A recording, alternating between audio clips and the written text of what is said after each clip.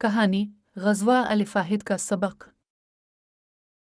Medina के पुरसुकून माहौल में मुसलमानों को आज़ादी से जीने का मौका मिल चुका था, लेकिन मक्का के कुरैश, जो इस्लाम के दुश्मन बन चुके थे, मुसलमानों से बदला लेने के लिए बेचैन थे।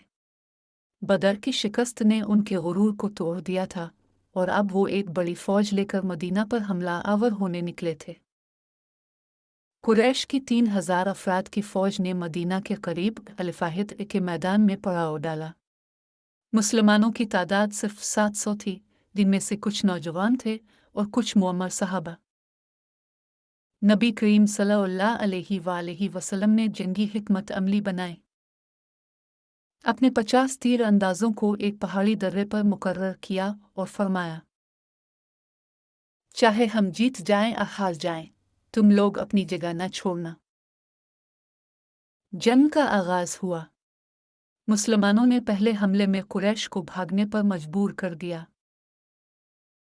कुरैश की सफ़ें टूट गई और माल गनीमत का सामान मैदान में बखर गया।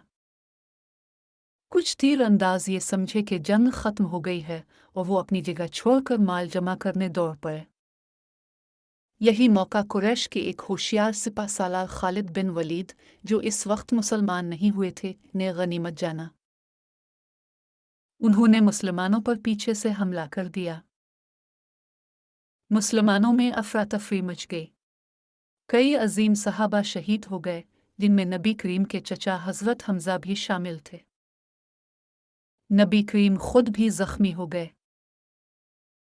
कुफ़ार ने यह अफवाह उड़ा दी कि नबी शहीद हो चुके हैं, जिससे मुसलमानों के हौसले टूटने लगे। मगर फिर ये खबर फैल गई कि हुजूर जिंदा हैं, तो मुसलमानों ने हिम्मत पकड़ी और हुजूर के इर्द गिर्द डट कर दिफा किया। बिलाखिर कुरैश वापस चले गए।